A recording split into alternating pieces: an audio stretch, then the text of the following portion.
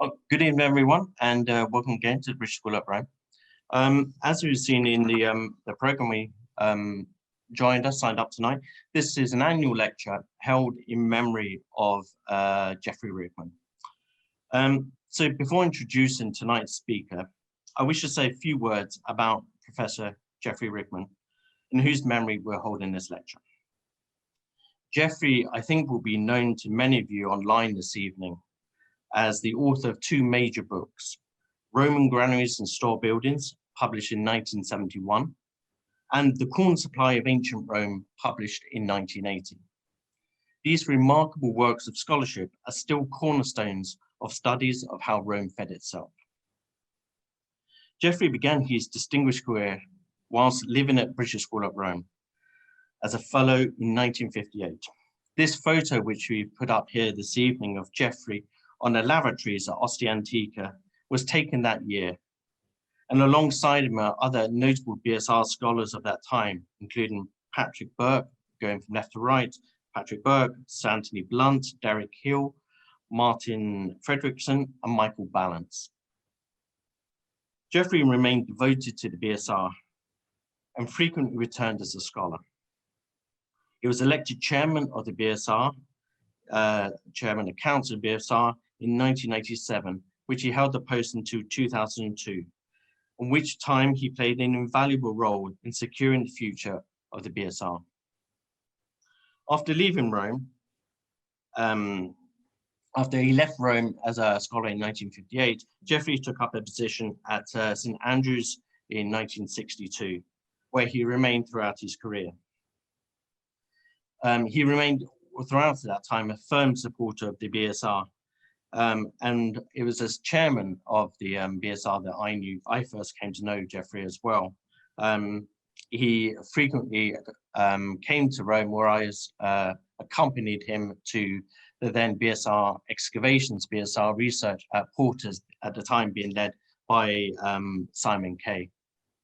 And I know Geoffrey played an important role in setting up and assisting both logistically and with his scholarship for the work that was then conducted and is still conducted at Porters today. Geoffrey passed away in February 2010, aged 77.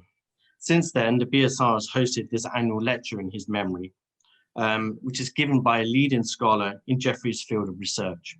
In recent years, we've had the pleasure of hosting Cyprian Broadbank, Nicholas Bussell, and Christopher, amongst others. And this evening is my delight, my great pleasure to introduce Professor Emad Khalil.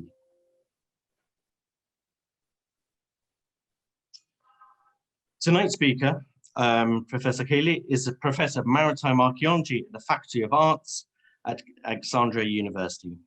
And he is the founding director of the Alexandria Centre for Maritime Archaeology and Underwater Cultural Heritage. He obtained his master's and his PhD in maritime archaeology at the University of Southampton, where he's still a visiting fellow. However, he has been involved in maritime and underwater archaeology since the early 90s, principally working as deputy director of the Institute of Nautical Archaeology, Egypt, between 1994 and 2001. I should also, on this note, we should also pay tribute to Professor George Bass, who was the founder of the Institute of Nautical Archaeology, who sadly passed away yesterday.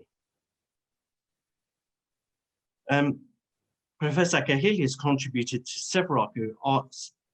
many archaeological projects in Egypt, including the Faras Lighthouse excavation, the Sandani Island shipwreck excavation, the Lake Mariotis research project, the Northwest Coast Shipwreck Survey, and the Marsa Bagoush research project. Professor Khalil currently holds the UNESCO Chair Holder for Underwater Cultural Heritage and is a member of the Scientific and Technical Advisory Body for the UNESCO 2001 Convention. He is also a member of the ICOMOS International Committee on Underwater Cultural Heritage and is the Alexandria University representative, where he's speaking from us tonight in Alexandria, for the UNESCO Heritage Network for Underwater Archaeology. So it therefore gives me great pleasure to introduce Professor Khalil as this year's 2021 Rickman Lecture. He will be speaking on en route to Alexandria, the harbour of Zygris, Ladamantia, on the northwest coast of Egypt. So, Professor Khalil, if I can now pass over to you. Yeah, thank you very much, Steve. And I will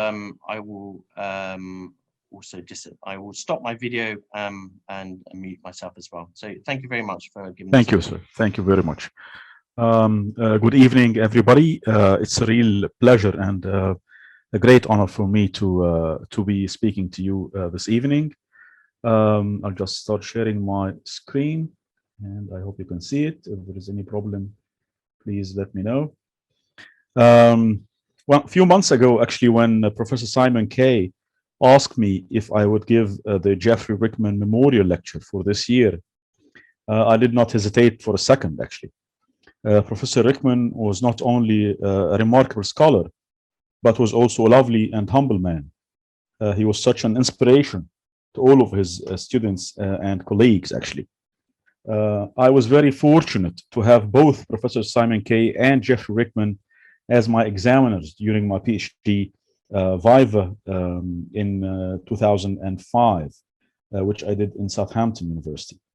And I remember very well the first words that Professor Rickman said that day when he found like I was very nervous and worried.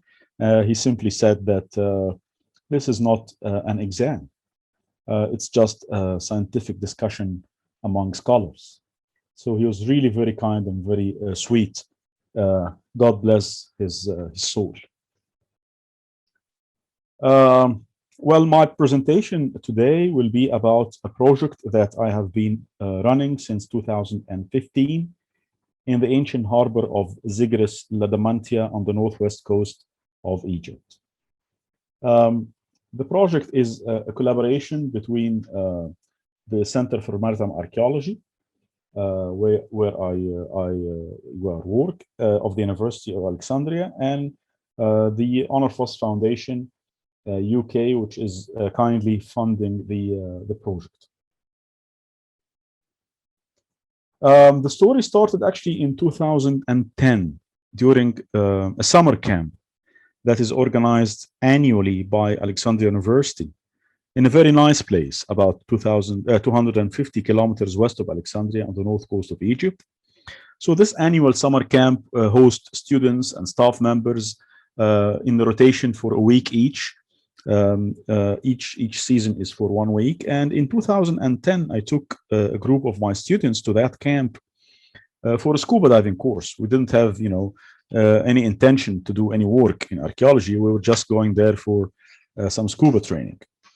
And while we were there, we went snorkeling. And just at the eastern edge of this bay of the site, which is currently known as Marsa Bagoush, we noticed some clusters of broken amphora underwater extending for several meters in almost all directions. And this was really interesting. I mean, I have been there many times before, and I have never seen any archaeology there, probably maybe because I was not looking. But now we were not looking, but we came across something very interesting. So we found that these mounds of broken amphora keep extending further and further in all directions. And we realized that we have an archaeological site, which definitely worth investigation. Although the site was discovered in 2010, as I mentioned, the actual project and the actual work did not start until 2015, when we were able to secure some funding from the Honor Foss Foundation and permissions from the competent authorities to carry out the work there. During that time, we started doing some research trying to identify the site. What site is this? The site, as I mentioned, is almost halfway between Alexandria and the Libyan borders. So it's about 250 kilometers from each side. And it's a nice bay, as you have seen in the photos. So we started looking at ancient documents and ancient texts that speaks of ancient harbor sites or settlements around this part of the coast. until actually I came across a very famous sailing guide, the Studiasmos Maris Magni, which was written probably in the 3rd century AD. And this document, there is a list of all major anchorages and harbors and settlements around the north coast of Africa and other places. So in the Studiasmos Maris Magni, I came across a mention of the site of Zygris, which is currently Marsa Bagoush, as I mentioned. And the document says that Zygris is located at the distance of 90 stadia, which is about 17 kilometers, from another site named Ilyoki Akte, which is currently known as Ras al-Hikmah. It is also stated in the document that Zygris, there is an island or islet, and the document is advising sailors to put into the place with the islet on the left-hand side. Finally, the document is mentioning that there is water in the sand. So he's advising the sailors to enter the area with their rocks or the islet on the left-hand side, and he's also mentioning that there is water in the sand, which sounds very weird, actually.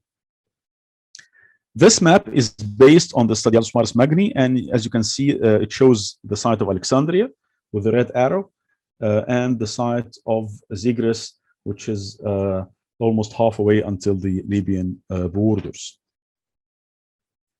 So when we look at the actual site, the site of Marsa Bagoush, we realize that the description of the Studiasmos Maris Magni is actually very accurate.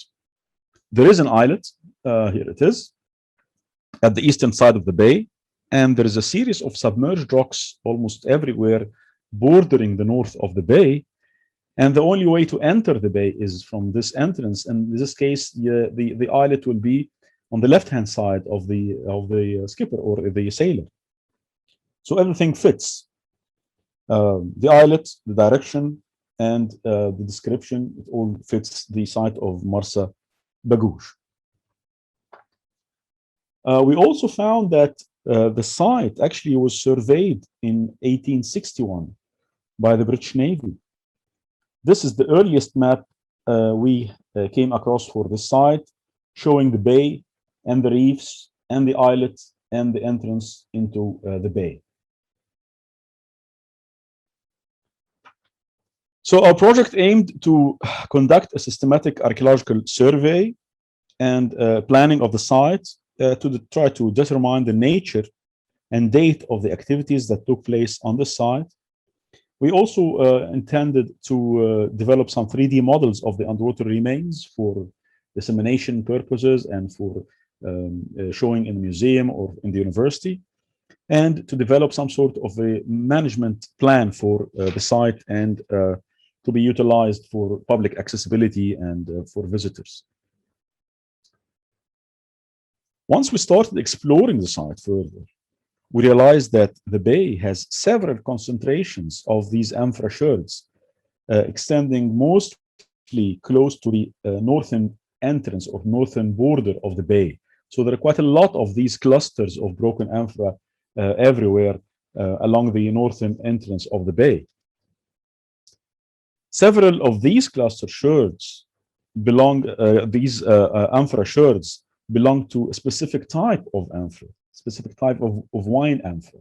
And it was very easy to recognize it because it's the most common type in Egypt.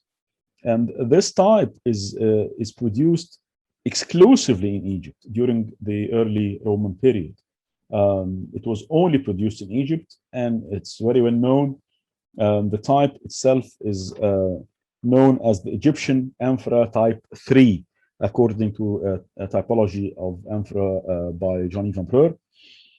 And for many years, it was believed that this type was produced exclusively for the local consumption in Egypt, because it was almost never found outside Egypt. Very rarely. It has been found in very rare occasions in other places outside Egypt, but it was believed that it was mostly produced for local consumption and not for export. Archaeological evidence for producing this type of amphora, the amphora Egyptian type 3, is abundant in Egypt, particularly near Alexandria. several wasters and amphora production sites and kilns producing that type have been recorded west of Alexandria along the shores of Lake Mareotis, this lake here, which extend to the west of the city of Alexandria. And in antiquity, it was very active in terms of industry like wine production and amphora production. Therefore, we believe that the ship that wrecked in Zygris was carrying amphora from Alexandria, probably. It was carrying Egyptian amphora made of Mareotic clay or Alexandrian clay. So probably the ship was actually departing or has departed from Alexandria, heading somewhere probably to the North African coast.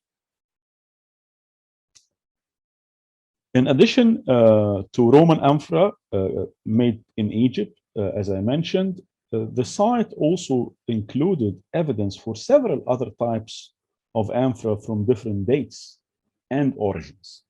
So these all belong to different shipwrecks, not to the same shipwreck. We were able to identify North African amphoras, Aegean amphoras, Levantine amphora, Roman amphora, which extended in date from the early Hellenistic period, all the way to the late Roman period. So we have a span of, maybe 500 or 600 years of amphora production.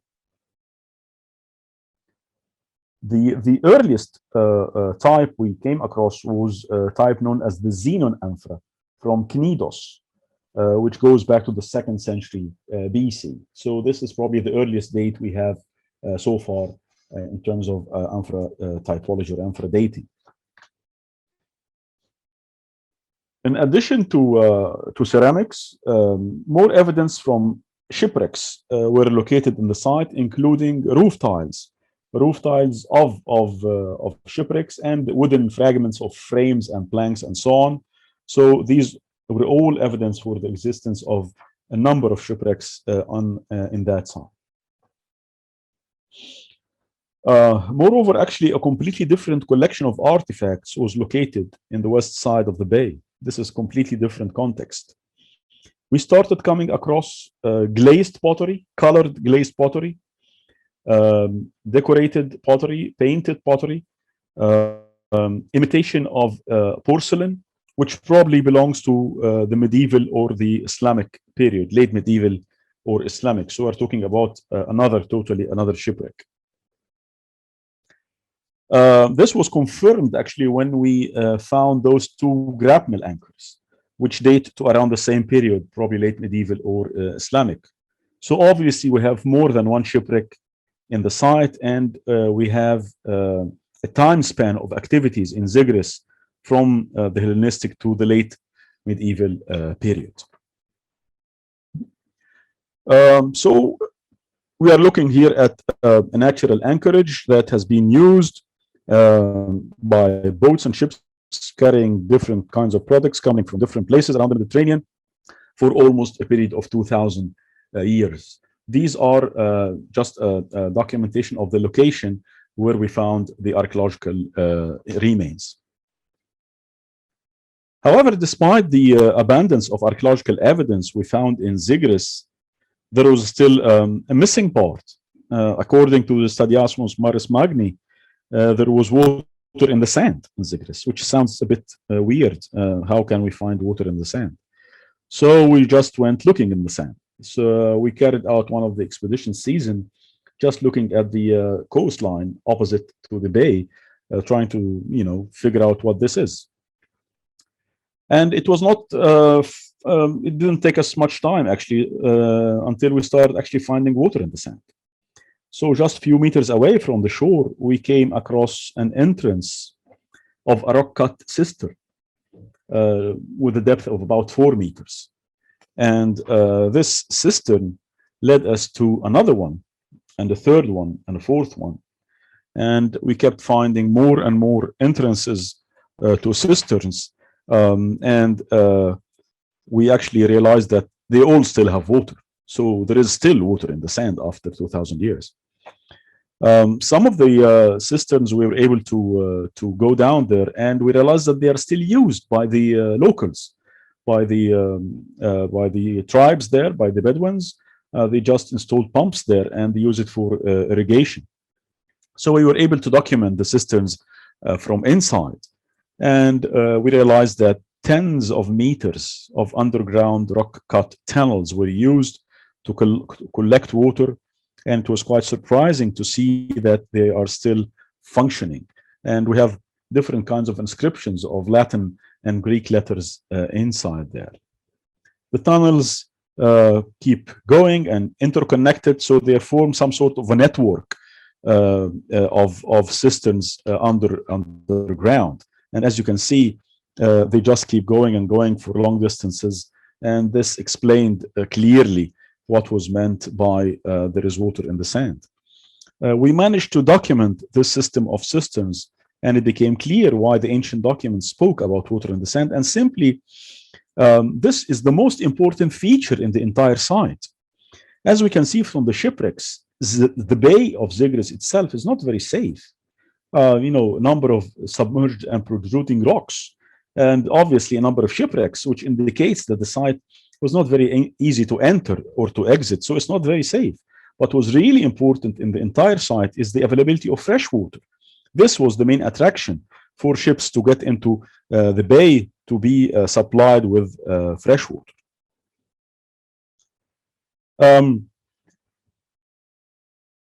Access for fresh water in this location, the northwest coast of Egypt, is not very easy at all.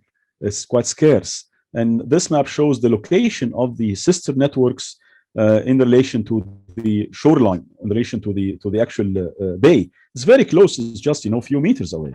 So this is an indication of how important was this site because it actually contained fresh water.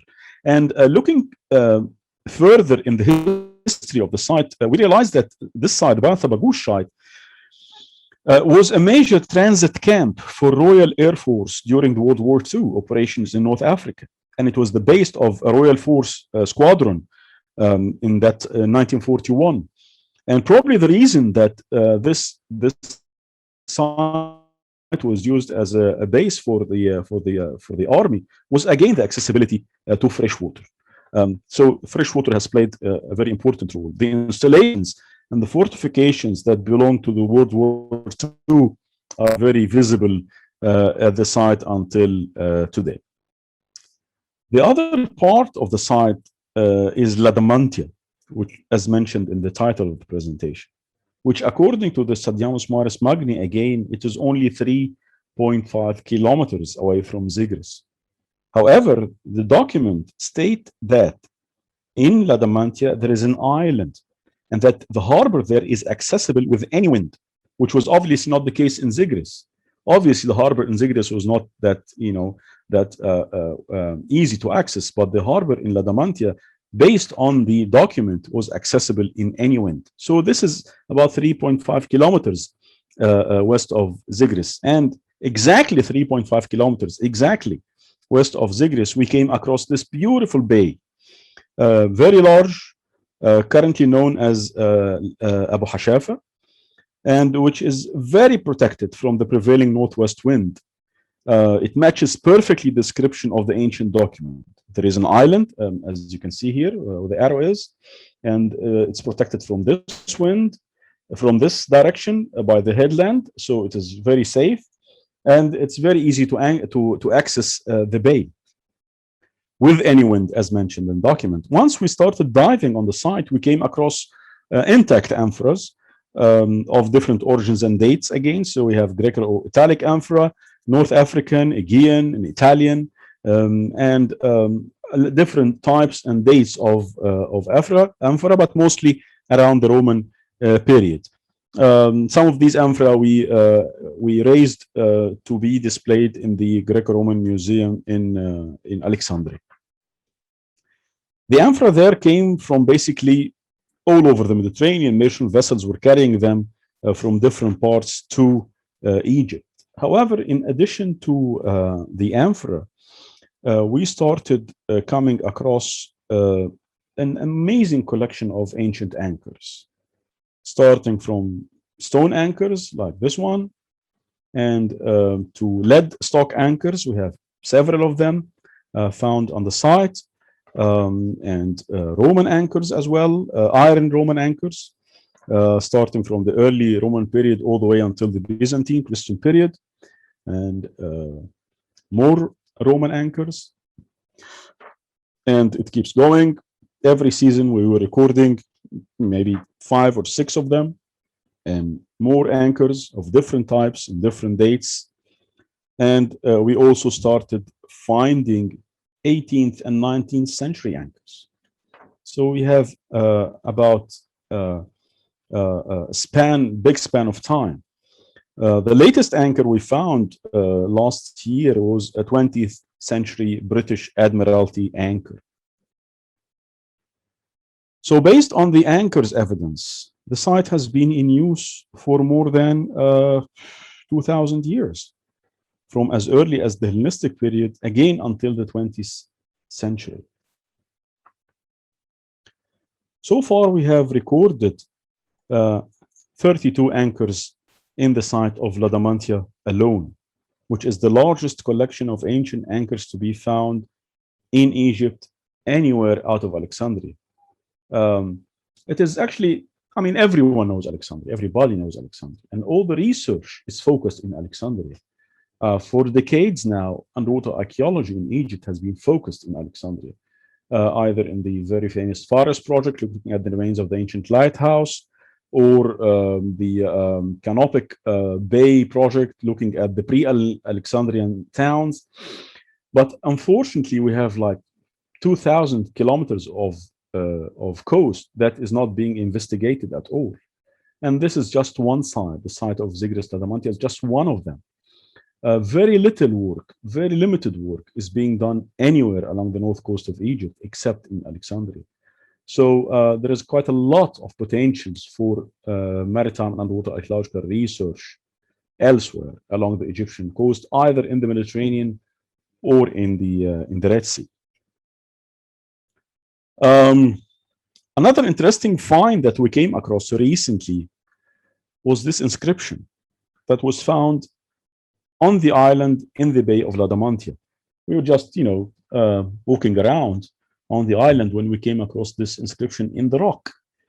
Someone actually engraved these letters in the rock, and it took me some time to make any sense of them. They were not very clear at the beginning, but we took some very detailed photographs and trying to realize what this is. However, finally, I realized that this is an inscription. It's actually a name of a ship, HMS Pambur. But still, I was not sure what is HMS Pambur. Why do we have her name inscribed on the rocks in Ladamantia? So I started looking in archives and trying to figure out, is there a ship with that name at all, or did I misinterpret something? However, very, very recently, I think maybe a few weeks ago, I came across this map. This is a bathymetric survey of Abu Hashafa or Ladamantia, which is carried out in 1939 by the British Navy, the ship HMS Pambur. So probably someone from the ship in 1939 went for a swim in Ladamantia, in this lovely bay, and decided to write the name of his ship on the rocks. Although that's not, it's not ancient, it's not really archaeology, but it's very interesting. I was very thrilled to figure out this. And in fact, we utilized this map that was developed in 1939. We did some georeferencing of the map, and we found that it's very accurate. It's incredibly accurate. And the depth that was indicated there were just, perfect for looking at the bathymetry of the Bay of Ladamantia. So over the past 5 seasons, we conducted an archaeological survey in Zygris and Ladamantia. And the results so far have been very fruitful. In fact, this is the only underwater archaeological project that is carried out along the Egyptian north coast outside Alexandria. The lack of information and knowledge of harbors and anchors along the Egyptian coast resulted in a general assumption, even among scholars, that there was nothing going on there. Everything was happening only in Alexandria, which is obviously not true. Alexandria was the capital of Egypt for almost 1,000 years. and its harbor was and still is the largest and most important. But boats and ships were active along the Egyptian coastline, and they must have utilized other harbors and other anchorages during their trips to and from Alexandria. Well, our project is not over yet. So far, we have covered only 40% of the site, as you can see from this map. So we did the site of Zygris first, and then the site of Ladamantia, but we have the entire areas between them, which is quite vast areas. We are lucky that the depth there is very suitable for diving. The maximum depth I think we have is 20 meters, and most activities and most sites were located below the depth of 10 meters, which give us enough time to look at the sites and study them. But to cover a larger area, we will start using some remote sensing starting from next June, when we have our next season. So we will be doing some more work the coming year, and with the utilizing of side scan sonar, and of course with the generous and kind support of the Honor Frost Foundation. Thank you very much for your time, and I'm happy to receive any questions. Thank you.